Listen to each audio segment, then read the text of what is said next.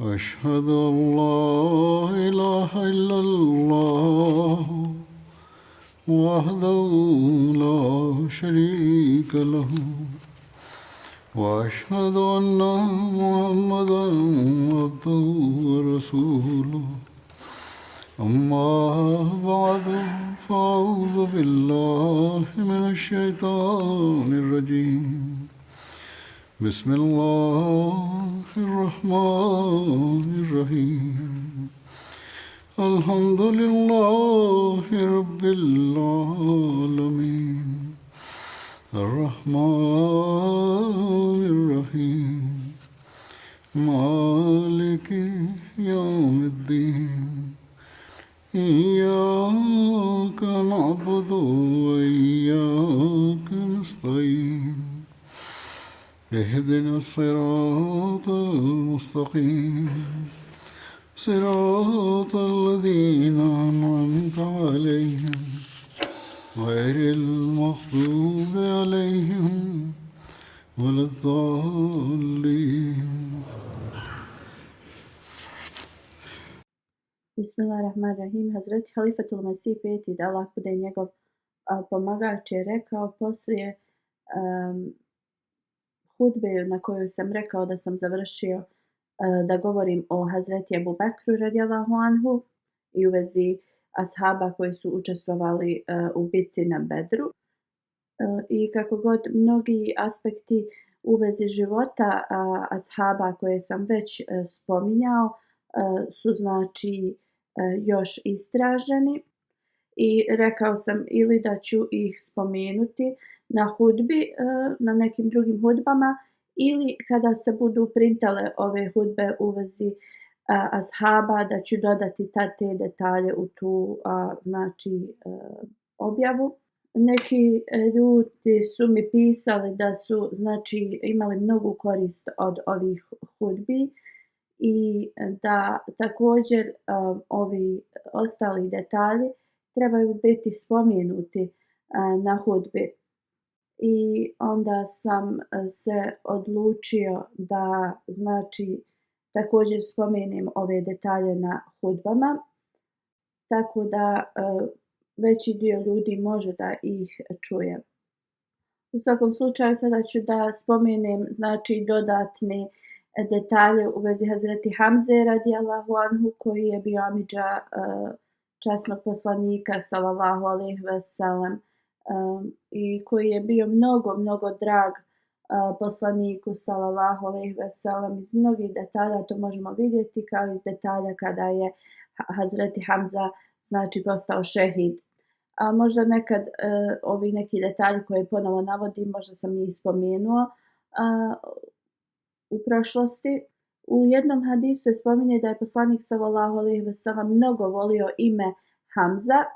Džabir bin Abdillah prenosi, neko od nas je imao sina, rodio mu se u stvari sin i pitao je kako bi mu ime dao. Poslanik sallallahu alejhi ve sellem je rekao imenuj ga poslije Hamza Abdel Mutalib. To je to je najdraže ime meni. Onda u vezi žena i djece Hazreti Hamze u Tabkatul Kubra je zapisano Mila bil Malikova kćerka je bila jedna od njegovih supruga iz plemena Aus i Jala i Amir su znači djeca iz ovog braka. I prema imenu njegovog sina Jala, jedan od nadimaka Hamze radijallahu anhu je bio Ebu Jala. Hazreti Hula binti Kejs je bila njegova druga supruga i Hazreti Amara znači je bila njegova kćerka. I također prema njenom imenu njegov nadimak je bio Ebu Amara. Hazreti Selma binti Umejs je također bila jedna od njegovih supruga. Hazreti Esma binti Umejs je bila njena sestra. Hazreti Umama je znači rođena iz ovog braka. I ovo je ta Umama u vezi koje su se Hazreti Ali, Hazreti Džafer i Hazreti Zaid bin Harsa imali su neki argument u vezi nje. Oni su svi željeli da Hazreti Umama znači boravi s njima, ali poslanik sallallahu alejhi ve sellem je rekao da ona boravi kod Hazreti Džaferom bin Ebu Talibom radijallahu anhu, zato što je tetka po majci njenoj Hazreti Esma binti Umejs radijallahu anha je bila udata za Hazreti Džafera. Spomenuto je da je Umara, Fazal, Zubeir, Akil i Muhammed su bila znači unučad Hazreti Hamze od njegovog sina, znači Jala. Ali oni su svi preminuli i kada su znači djeca od Hazreti Hamze preminula, poslije toga nije ostalo nikako potomstvo Hazreti Hamze. Detalji ovog znači argumenta između Hazreti Alija, Džafera i Zubeira radijallahu anhu se spominju u Buhariju u vezi znači kćerke od Hazreti Hamze radijallahu anhu. Bara bin Azib prenosi da kada je poslanik sallallahu alejhi ve sellem u Zulkadi išao da planirao da ode na umru, ali tada Mekanlije su mu zabranili da uđe u Meku i onda tu se dogovorio da sljedeće godine mu dozvole da dođe znači 3 dana da obavi umru. I kada je taj ugovor bio napisan, pisalo je ovo su znači uslovi za kojima se Muhammed, Allahov poslanik, slaže. Oni su rekli, Mekanlije su rekli, mi ovo ne prihvatamo, mi tebe nismo kao prihvatili da si Allahov poslanik, jer da smo te prihvatili nikad te ne bi zaustavljali. I onda napiši Muhammed bin Abdullah. Poslanik sallallahu alejhi ve sellem je rekao ja sam Allahov poslanik, a također sam Muhammed bin Abdullah. Onda je naredio Hazreti Aliju radijallahu anhu da izbriše riječi Allahov poslanik. Hazreti Ali radijallahu anhu je rekao to nikada neću izbrisati. Tako mi Boga, ja to neću nikad tvoju titulu da izbrišem. Onda je poslanik sallallahu alejhi ve sellem uzeo taj papir, iako nije znači dobro znao da piše, i napisao je ove su znači uvjeti koje prihvata Muhammed bin Abdullah. Da niko ne smije donijeti znači oružje osim mačeva koji će ostati uvijek u svojim oklopima i da neće povesti nikoga sa sobom od Mekanlija, iako oni budu željeli da im se pridruže, i niko od ashaba neće biti zabranjen da ostane u Meki ako to oni budu željeli. I onda sljedeće godine kad su došli u Meku i kada je prošlo vrijeme koje su ugovorili, Kureši su otišli kod Hazreti Alija radijallahu anhu i rekli su reci svome prijatelju, to jeste poslaniku sallallahu alejhi ve sellem, neka odlazi jer znači dogovoreno vrijeme je prošlo. I poslanik sallallahu alejhi ve sellem je krenuo, znači Hazreti Hamzina kćerka je zovnula poslanika sallallahu alejhi ve sellem, rekla mu je o Amidža. Hazreti Ali radijallahu anhu je tad uzeo je za ruku i rekao Hazreti Fatimi uzmi od svog Amidže znači kćerku, i stavio je znači kod Fatime radijallahu anha. I tada je Hazreti Ali, Džafer and Zubeir počeli da se raspravljaju u vezi nje, kako će se brinuti u vezi nje. Hazreti Ali je rekao ja sam je poveo i ona je kćerka mog Amidže. Džafer radijallahu anhu je također rekao ona je kćerka mog Amidže, a njena tetka, znači majkina sestra, je moja supruga. Hazreti Zaid je rekao ona je kćerka mog brata.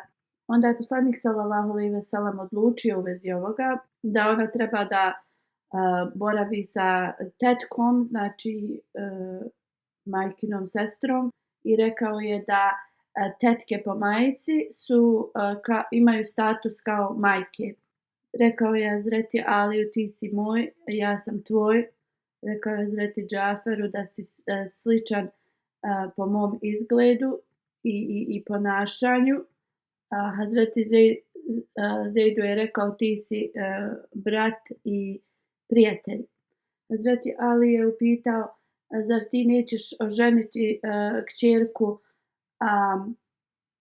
Hazreti Hamze, upitao je poslanika sallallahu alejhi ve sellem. Poslanik sallallahu alejhi ve sellem je rekao ona je kćerka od mog prvog brata. Ja sam njen amidža. Ovi problemi se sada mogu znači rješavati s ovim. Na primjer kad neko pita zašto kad dođe slučaj znači ko će se brinuti o djeci, zašto znači kaza odbor da se tetke brinu o djeci i iz ovog primjera možete vidjeti zašto je to. U Raudul Unuf spominje se, osim Ibn Isaka i drugi su znači zabilježili u vezi primanja Islama Hazreti Hamze radijallahu anhu. Hazreti Hamza radijallahu anhu prenosi kada me je znači ljutnja obuzela, kada mu je njegova sluškinja rekla šta se je desilo s poslanikom sallallahu alejhi ve sellem, to je prije spominjato u prošlim hudbama, i kada sam ljutito rekao i ja slijedim religiju Muhameda sallallahu alejhi ve sellem, posle kaže osjetio sam kajanje jer sam napustio religiju svojih kao predaka i proveo sam noć razmišljajući i znači bio je zabrinut. Onda sam otišao u Kabu i mnogo sam se molio Allahu dželešanuhu da mi Allah otvori moje srce prema istini i oslobodi me svake moje sumnje. Nisam ni završio svoje znači molitve, sve te sumnje su me napustile. Moje srce je bilo ispunjeno znači sigurnosti. Sljedeće jutro sam otišao kod poslanika sallallahu alejhi ve sellem i rekao mu u vezi ovoga. Poslanik sallallahu alejhi ve sellem se molio i da mi Allah podari znači istrajnost. Hazreti Amar bin Abu Amar prenosi da je Hamza radijallahu anhu pitao poslanika sallallahu alejhi ve sellem da im opiše kako zaista izgleda Hazreti Džibrail. Poslanik sallallahu alejhi ve sellem je rekao nemaš kapacitet da ga vidiš. On je upitao zašto, kako ne. Poslanik sallallahu alejhi ve sellem je rekao, on je rekao da rekao mu je sjedni i onda Hazreti Džibril se kao pojavio na jednom dijelu Kabe i poslanik sallallahu alejhi ve sellem mu je rekao pogledaj gore i kao noge Hazreti Džibrila su izgledale kao neka dvije stijene koje su izgledale kao dragulji i onda se on onasvijestio. Zabrđad znači kao neki dragulj koji je sličan emeraldu. U drugoj hidžretskoj saferu je otišao iz Medine prema Abvi sa grupom svojih ashaba. Hazreti Hamza radijallahu anhu je također bio dio te delegacije. U ovoj ekspediciji Hazreti Hamza radijallahu anhu je nosio zastavu poslanika sallallahu alejhi ve sellem, bijelu. Ebu Sad je ostao u Medini kao guverner ili je ostavio Sada bin Ubada, prema drugom hadisu se spominje. Nisu se borili na ovoj ekspediciji i sa Benu Zamra su znači sklopili ugovor mira. Ovo je prva ekspedicija u kojoj je poslanik sallallahu alejhi ve sellem također učestvovao. Badan se zove ta ekspedicija. Hazreti Mirza Bashir Ahmed Sahid radijallahu anhu Sirat Hatamun Nebin govori u vezi ovoga. U drugoj godini znači hidžri Allah je dozvolio da se muslimani bore protiv nevjernika i onda je spominje da je poslanik sallallahu alejhi ve sellem otišao na ovu ekspediciju. Postavio je također Sad bin Ubada u Medini kao guvernera ili emira Medine u odsustvu svome i poslanik je otišao prema Vedan mjestu sa ashabima. Ljudi Benu Zamra su tu znači boravili, oni su bili odjelak Benu Kinana plemena i oni su bili znači ti ljudi su bili rođaci Kurejšija. Kada je stigao poslanik sallallahu alejhi ve sellem je tu razgovarao sa poglavicama ovog plemena i onda su uspostavili znači sporazum. Znači uvjeti su ovoga bili da Benu Zamra će da imaju prijateljske znači odnose sa muslimanima i da neće znači imati nikakvo neprijateljstvo prema muslimanima. I ako i poslanik sallallahu alejhi ve sellem pozove da pomognu muslimanima da će odmah doći. I s druge strane poslanik sallallahu alejhi ve sellem se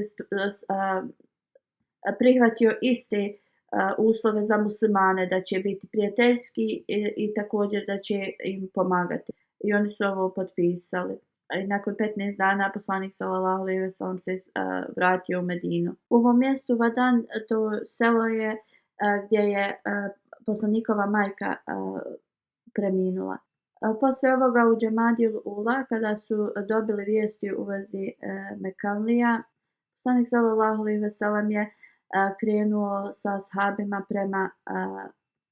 krenuo je iz Medine sa 150 do 200 ashaba i Ebu Selma bin Abdel Asad je bio postavljen kao emir Medine i također i tada je Hazreti Hamza radijallahu anhu nosio bijelu zastavu poslanika sallallahu alejhi ve sellem.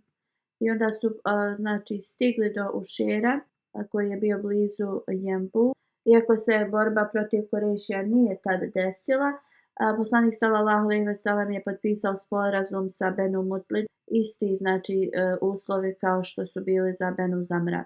I onda se vratio. Detalji u vezi bitke na Bedru znači su u prijašnjim hudbama detaljno spomenuti, ali Hazreti Mirza Bashir Ahmed također spominje. On piše kada su se te armije poredale, u očima Kurejšija muslimanska armija je izgledala 2 puta veća i oni su se tu uplašili, a Kurejšijska armija u muslimanskim očima je izgledala manja nego što je bila. I muslimani su jednostavno pokazivali da su hrabri i onda su Kurejšije poslali Umer bin Vehaba da ide sa svojim konjem okolo muslimanske armije da kao vidi zaista koliki je broj. I kada je obišao vidjevši kako su muslimani znači bili spremni za tu borbu, na njihovim znači licima se nije uopšte pokazivao nikakav strah.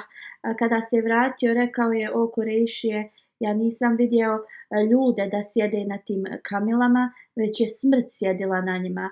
I rekao je da nije bilo nikakvih iznenadnih znači bataljona koji bi ih mogli napasti.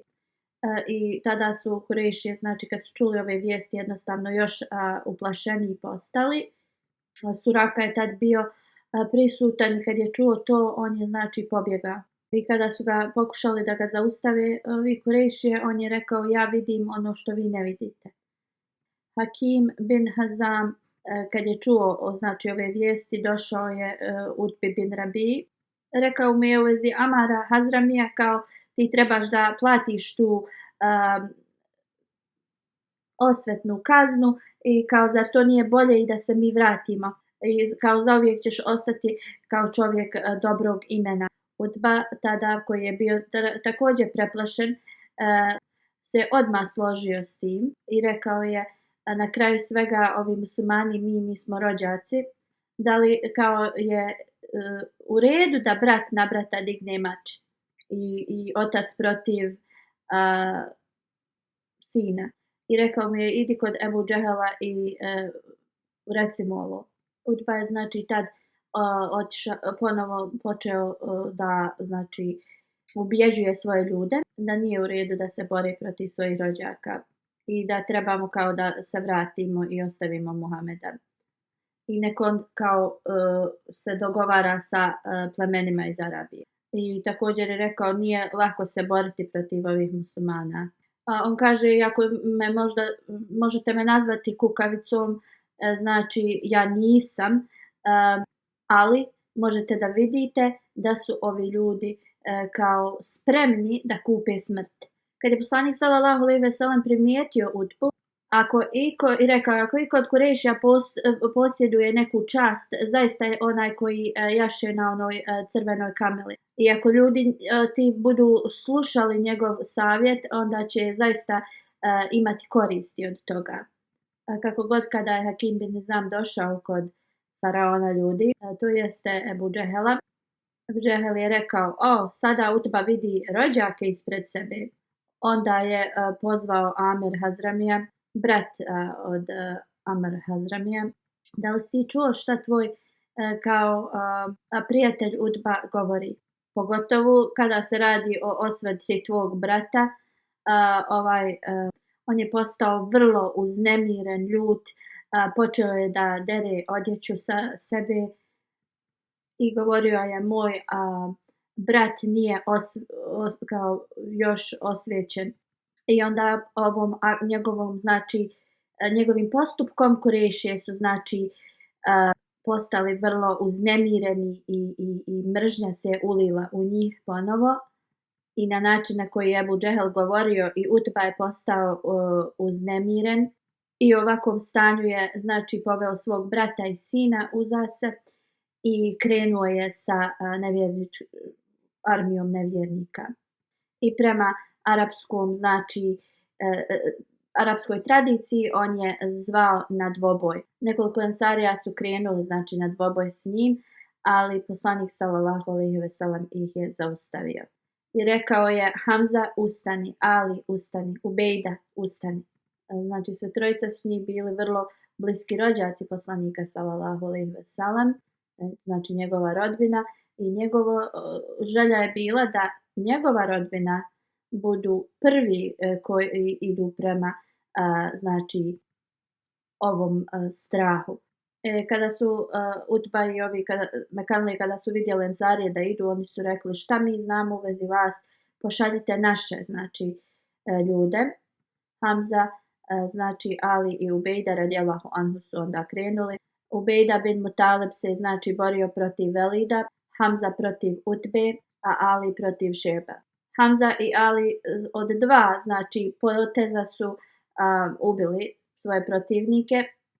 Ubejda i Velid su oba dvojica bili ranjeni i onda Hamza i Ali radijallahu anhu su pomogli Ubejdu nazad u šator, ali Ubejda se nije oporavio od tog i preminuo je kad su se vraćali sa Bedra.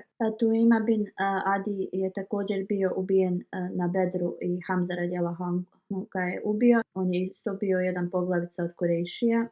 Postoji hadis u vezi kada na Bedru dok je bio u pijanom stanju Hazreti Hamza ubio neke kamile Hazreti Alija. To je bilo prije nego što je zabranjen alkohol. U Buhariju se spominje ovo. Hazreti Ali bin Husein koji prenosi od Hazreti Huseina bin Alija radijallahu anhu, njegovog oca. Hazreti Ali bin Abi Talib je rekao, on prenosi, na bici na Bedru dobio sam mladu kamilu kao ratni plijen i još jednu kamilu također. Jednog dana sam ih odveo kod jednog ensarije i ja sam ih svezao, htio je da natovari ih nekom travom da je proda. I on kaže to je htio tu travu da proda i što zaradi da potroši na svojoj svadbi sa Fatimom radijallahu anha. A on kaže Hazra bin Abdul Mutalib radijallahu anhu je tad pio alkohol kod tog ensarije. I bila je neka pjevačica tu i kada je rekla o Hamza ustani i idi prema toj kamili i Hazreti Hamza je tad ustao, zaklao je oba dvije te kamile, znači rasporio ih i izvadio njihove jetre. Ibn Šehab prenosi da je Hazreti Ali radijallahu anhu rekao: bio sam tužan da ovo vidim. Zaid bin Harsa je bio također uz Alija tad i on je rekao: otišao sam kod poslanika sallallahu alejhi ve sellem i rekao sam šta se je desilo. Onda smo otišli s poslanikom sallallahu alejhi ve sellem do Hamze radijallahu anhu i kada je poslanik sallallahu alejhi ve sellem izrazio svoje nezadovoljstvo, Hamza radijallahu anhu ga je pogledao i rekao: vi ste sluge mojih kao predaka. Poslanik sallallahu alejhi ve sellem se okrenuo i otišao. Znači što trebamo zapamtiti da se ovo desilo prije nego što je Allah zabranio znači alkohol. A poslanik sallallahu alejhi ve sellem je rekao dok je on u ovom stanju, najbolje je da se ne razgovara s njim. Također mi znamo kada je alkohol bio zabranjen da ovi ljudi nikada nisu dotakli taj alkohol. Ljudi danas govore, ljudi prvo postanu ovisnici nečega što je zabranjeno prema islamu i onda kažu polako ćemo se, kao ostavit ćemo to polako.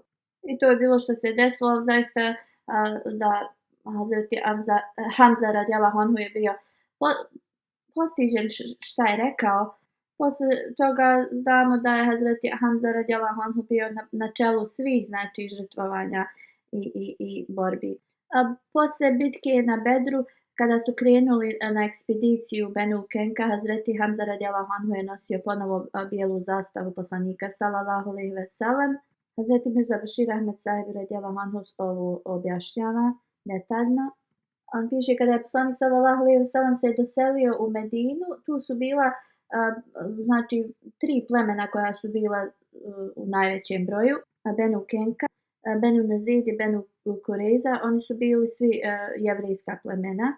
I čim je poslanik tu došao, potpisao je ugovor znači mira s njima i znači uspostavili su taj ugovor da jednostavno mogu da žive jedni s drugim u miru. I svi su znači bili obavezni da se mir održava. I u tome je također bilo ako neko izvana napadne Medinu, svi oni zajedno da brane Medinu. Na početku bar otvoreno nisu Jevreji nikakve probleme pravili, ali kada su primijetili da muslimani znači su sve jači i jači, onda su promijenili svoje ponašanje i oni su se znači dali na to da kao zaustave muslimane i iskorijene ih. I onda su znači razne spletke radili i željeli su i muslimane između muslimana znači da posvađaju.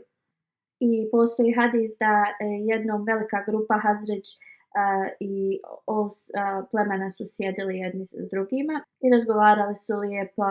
Jedan znači Jevrej sa lošom znači namjerom došao je i počeo je govoriti u vezi neke bitke koja se desila između ovih dvoje plemena, znači prije nego migracija poslanika. I tu su mnogi iz oba dva plemena poginuli, znači jedni od drugih. I kad se to spomenulo, znači sjećanja iz prošlosti su se pojavila u njihovim znači umovima. Jednostavno ta staro neprijateljstvo se uvuklo u njihova srca. I onda to je tako se eskaliralo začas da su bili spremni s oba dvije strane da se ponovo znači da ratuju jedni između drugih. Hvala Allahu, neko je odmah obavijestio poslanika sallallahu alejhi ve sellem, odmah je znači došao sa muhadžirima i smirio je oba dvije strane. I rekao im je: da li vi pratite načine neznanja dok sam ja još među vama? Vi ne prihvatate Allahovu milost koju vas je učinio braćom preko islama. Ensarije su tako bili znači dotaknuti ovim, počeli su da plaču i počeli su da grli jedni druge i pokajali su se za svoja djela. I posle bitke na Bedru, kada je znači mala armija muslimana pobjedila toliko ogromnu armiju Kurejšija, Jevreji u Medini su znači se toliko promijenili, bili su puni zla i onda su otvoreno počeli da to pokazuju. i govorili su šta ako ste vi Kurejšije pobijedili, neka Muhammed se protiv nas kao bori, mi ćemo vam pokazati kako se pravo bori. To do te mjere da su jednom ovo izgovorili kada je poslanik sallallahu alejhi ve sellem bio prisutan ispred njih.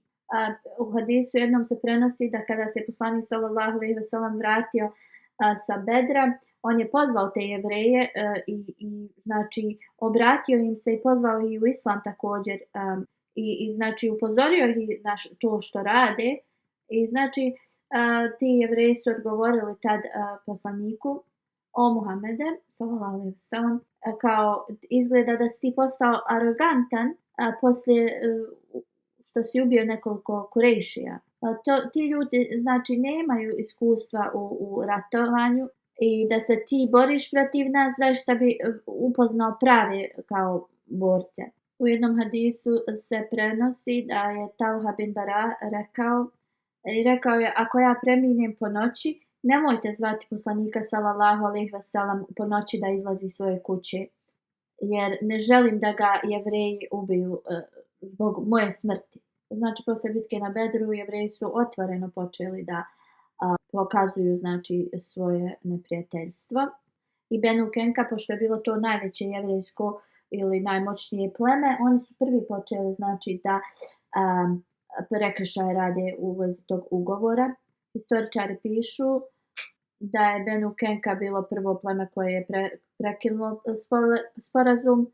Kako god muslimani su znači pokazivali sabor zbog toga što ih je to poslanik sallallahu alejhi ve sellem savjetovao. Spomenuto je da kada su potpisali ugovor sa Jevrejima, poslanik sallallahu alejhi ve sellem je i štitio i njihove kao emocije, neke osjećaje da se ne osjećaju ugroženo. Jednom jedan musliman i Jevrej su se posvađali i taj Jevrej je rekao da Musa alejhi selam je superiorniji, znači iznad svih poslanika. Taj ashab je znači bio ljut i ponašao se vrlo grubo prema tom Jevreju i onda je rekao: časni poslanik sallallahu alejhi ve sellem je iznad svih poslanika. Kada je poslanik sallallahu alejhi ve sellem čuo ovo, nije bio znači zadovoljan tim i kao korigovao je tog ashaba i rekao: nije tvoj posao da ideš i govoriš u vezi superiornosti od Allahovih poslanika. Onda je poslanik sallallahu alejhi ve sellem spomenuo Musa alejhi selam u prelijepom kontekstu, ali iako se poslanik sallallahu alejhi ve sellem ponašao uvijek ovako, Jevreji nisu zaustavili svoje zlo, znači mržnju. I oni su ti bili koji su znači kreirali taj rat. Isto to desilo se da je jedna muslimanka otišla kod Jevreja da nešto kupi. Nekoliko zlih Jevreja su počeli da joj dobacuju i taj prodavač također je to uradio.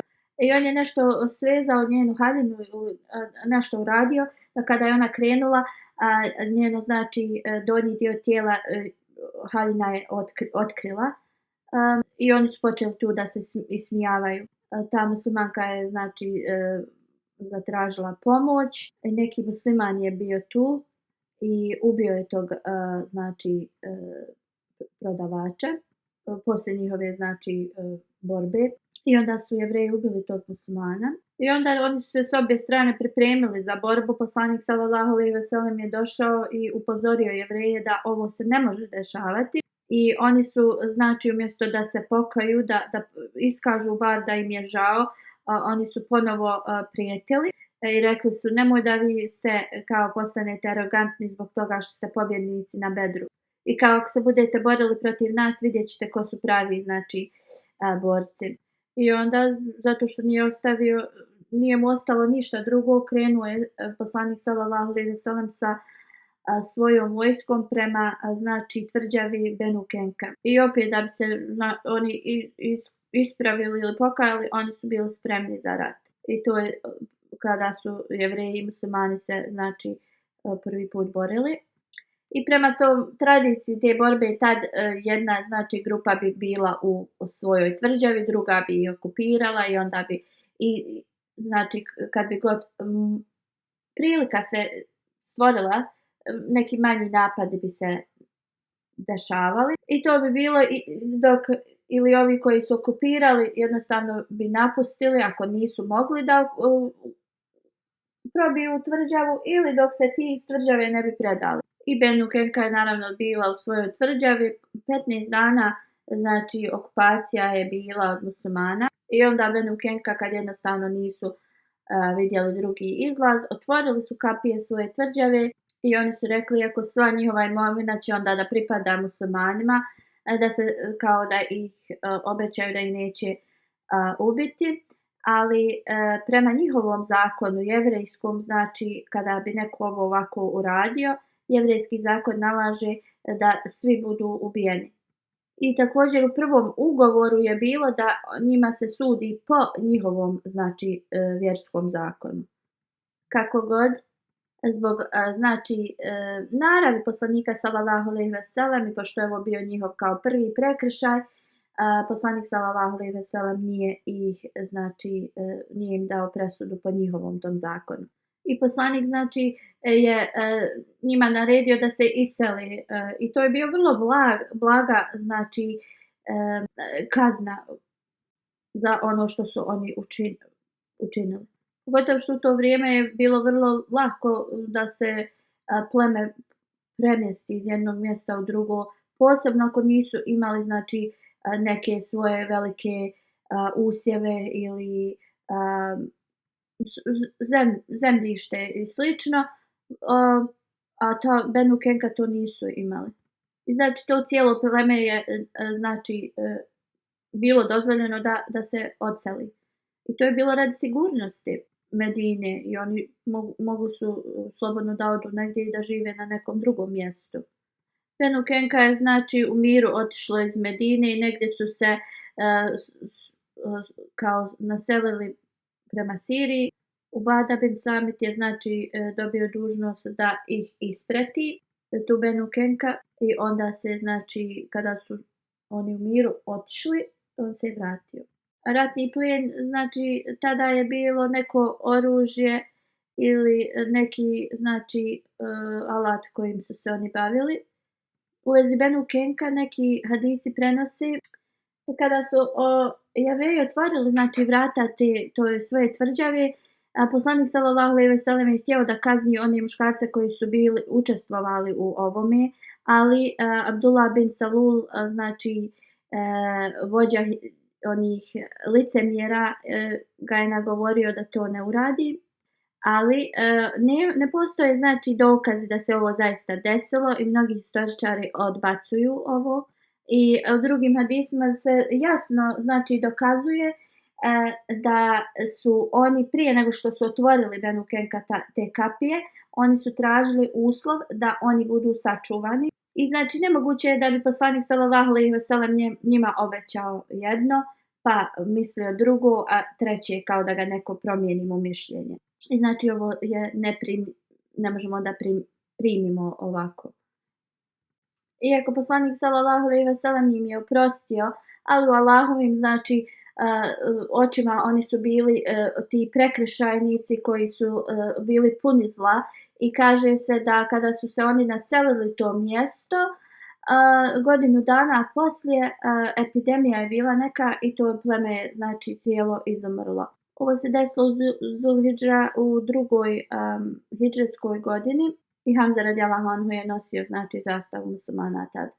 Hazreti Hamza radijallahu anhu je znači bio ubijen na Uhudu i ovo je spomenuto prije. I Allah dželešanu je objavio ovo poslaniku sallallahu alejhi ve sellem preko objave i prije nego što se je desilo.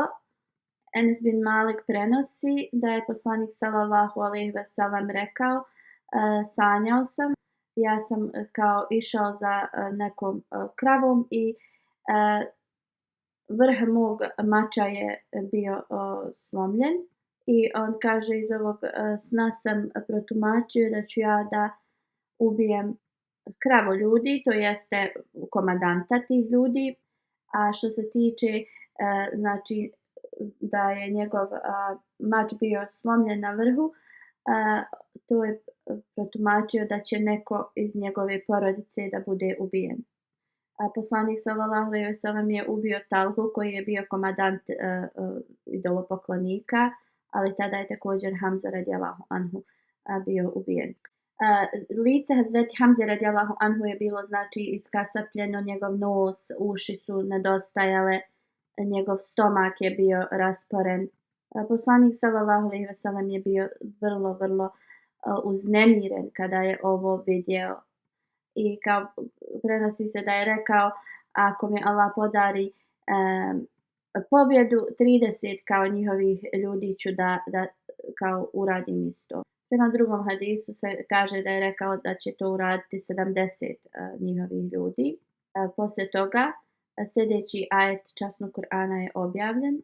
Ako želiš da kazniš neprijatelja, kazni ga do te mjere kao nepravde koju su vama uradili, ali ako pokažeš sabor, to je zaista bolje za one koji vjeruju i koji su istrajni. I poslanik sallallahu alejhi ve sellem poslije ovog ajeta je rekao da oni trebaju da ostanu strpljivi i onda za tu svoju zakletvu da se iskupi, on je to uradio. Ibn Abbas prenosi da je poslanik sallallahu alejhi ve sellem rekao, sinoć kad sam ušao u džennet, to jeste vidio je to u viziji, Džafera su spuštali meleci, a Hamza se kao odmarao uz neko prijestolje. Hazreti Enes prenosi, na Uhudu poslanik sallallahu alejhi ve sellem je prošao pored Hamze radijallahu anhu, njegov nos i uši su bili osječeni. Kada je poslanik sallallahu alejhi ve sellem vidio znači tijelo Hazreti Hamze, bio je vrlo obuzet emocijama i tugom, ali je bio znači pun sabora. Također je savjetovao svoju tetku, Hamzinu sestru radijallahu anhu, da bude znači strpljiva, i ovo je spomenuto u ranijim hudbama. Također u vezi incidenta kada je poslanik sallallahu alejhi ve sellem zaustavio žene od Ensarija da tuguju, ovo je spomenuo također i halifatul Mesih IV u jednom od njegovih govora prije nego što je postao halifa. Iako je ovo spomenuto ranije, spomenut ću neke detalje. Hazreti halifatul Mesih IV rahimehullah kaže, poslanik sallallahu alejhi ve sellem je imao ogromnu ljubav prema Hazreti Hamzi, što možemo vidjeti iz sljedećeg primjera. Kada je još stajao pored Hazreti Hamze radijallahu njegovog tijela, znači rekao je poslanik sallallahu alejhi ve sellem, o Hamza, da Allah mi nikada ne dozvoli, kao da ne dopusti da ja osjetim toliku tugu i ljutnju kao što sam to osjetio kada sam ugledao tvoje znači tijelo mrtvo. U to vrijeme Hazreti Safija, znači sestra Hazreti Hamze radijallahu anhu je stigla. Prvo Hazreti Safiji radijallahu anha, poslanik sallallahu alejhi ve sellem nije dozvolio da vidi tijelo Hazreti Hamze radijallahu anhu zbog toga što je mislio da ona neće moći da kontroliše svoje emocije, ali kada je obećala da će da to uradi sa saburom, poslanik sallallahu alejhi ve sellem joj je dozvolio, i kada je vidjela da znači Allahov lav poslanika sallallahu alejhi ve sellem je ležao u takvom stanju da su znači nevjernici ga iskasapili i izvadili njegovu jetru. Iako je znači očigledno moglo se vidjeti tuga na njoj, ona je ispunila to obećanje i bila je strpljiva. Ona znači suze su tekle s njenog lica i rekla je inna lillah, i plakala je i sjela je na to pored znači mjesta. Znači suze su lile iz njenih očiju, ali nije progovarala. Kada bi se ona zaustavila da plače, tada bi i poslanik sallallahu alejhi ve sellem prestao. I kada bi ona počela da plače ponovo, također poslanik sallallahu alejhi ve sellem bi iz njegovih očiju bi suze znači krenule. I nekoliko su minuta ostali tako, i osim vidljivosti da su suze znači padale iz njihovih očiju, oni ništa drugo znači nisu pokazali. Kada je poslanik sallallahu alejhi ve sellem se vratio u Medinu, znači u Medini je toliko bilo znači tog tugovanja i nabrajanja za svojim znači voljenim koji su znači bili ubijeni. I kada je poslanik sallallahu alejhi ve sellem čuo ovo, on je rekao: zar nema niko ko plače za Hamzom? Zašto niko nije plakao za Hamzom? Zato što je non stop njegova porodica i poslanikova porodica bila savjetovana da oni moraju biti ti koji će da pokažu primjer sabora. I kada su to ensarije čuli ove riječi poslanika sallallahu alejhi ve sellem, odmah su krenuli prema svojim kućama i rekli su tim ženama da ne tuguju, znači i ne nabrajaju u vezi svojih umrlih od tog trenutka, samo da se znači tuguje za Hazreti Hamzom. I znači u jednom tom trenutku odmah se promijenilo i samo su se mogli znači čuti tugovanje za Hamzom radijallahu anhu. I te žene su došle oko kuće poslanika sallallahu alejhi ve sellem izrazujući znači da one tuguju za Hazreti Hamzom radijallahu anhu. I tada poslanik sallallahu alejhi ve sellem je izašao i molio se za njih i kao pokazao izraz zahvalnosti zato što su one suosjećale sa poslanikom sallallahu alejhi ve sellem. Kako god, rekao im je da nije dozvoljeno nabrajati ili kukati za umrlima. I od tog dana, znači, zabranjeno je muslimanima da nabrajaju kad im neko umre ili kukaju. I znači, od tog dana je to zabranjeno. I kako je to bio prelijep način na koji je poslanik sallallahu alejhi ve sellem učio nas našoj vjeri. I na kako prelijep način je znači ovo bilo zabranjeno. Prvo da je poslanik sallallahu alejhi ve sellem rekao da one ne smiju da znači žale na ovakav način za svojim umrlim, bilo bi to teško za njih da podnesu, ali prvo je rekao da zar niko ne žali Hamzu. Kada su one počele da žale Hamzu radijallahu anhu, onda je poslanik sallallahu alejhi ve sellem izrazio zahvalu zato što su one suosjećale s njim, ali onda je rekao da je ta praksa zabranjena. I znači zabranio im je za svojim vlastitim amidžom da oni to rade. Znači svemogući Allah ima svo znanje i on je izabrao tako najbolju osobu koja je došla da nas uputi. I kada razmislimo kako je poslanik sallallahu alejhi ve sellem bio osoba koja se brinula za svaki znači mogući dio nečijeg znači stanja, ništa drugo ne možemo razviti u vezi njega, znači i obuzme nas tolika ljubav prema poslaniku sallallahu alejhi ve sellem. I srce tad jednostavno daje to da naši životi, naše bogatstvo, naša znači djeca, sve je znači na usluzi poslaniku sallallahu alejhi ve sellem. O Allahov poslaniče, neka su vječni salavati znači na tebe. Neka Allahova mir i blagoslov na tebe. Tvoja milost je kao jedan neiscrpljeni okean. O Allahov poslaniče sallallahu alejhi ve sellem, neka su vječni salavati na tebe. Kunem se onim Allahom koji je jedan i kome pripada i nebo i zemlja, da niko na ovom od Allahovih stvorenja nema ravan tebi. Na cijelom znači nebu i zemlji. I znači u vezi ovog spominjana, u vezi Hamze radijallahu anhu, također jedan časni karakter poslanika sallallahu alejhi ve sellem je bio istaknut. Ovdje ću zaustaviti znači spominjanje Hazreti Hamze radijallahu anhu, još je ostalo neki detalja u vezi drugih ashaba koje ću spomenuti na drugim hudbama. Znači nova godina prekosutra počinje. Molite se da Allah dželešanuhu podari sve blagoslove nove godine na nas i da ova nova godina bude znači puna blagoslova za džemat u svakom smislu i da Allah dželešanuhu uvijek znači neprijateljske napore uništi. I da Allah dželešanuhu pomogne svim džematima u cijelom svijetu da znači ispune svrhu znači džemata. Molite se za svijet onako generalno da Allah dželešanuhu zaštiti znači ovaj svijet od ratova, znači zato što se situacija u svijetu sve više i više pogoršava i znači na kraju je kao približilo se velikom znači problemu. Svi su zabrinuti samo za svoje interese, da Allah dželešanu podali milost. Molite se za svoju braću koji su znači pod opresijom, da Allah dželešanu zaštiti džemat Ahmedija u ovoj godini od bilo kakvog znači bilo kakve nepravde i poteškoća.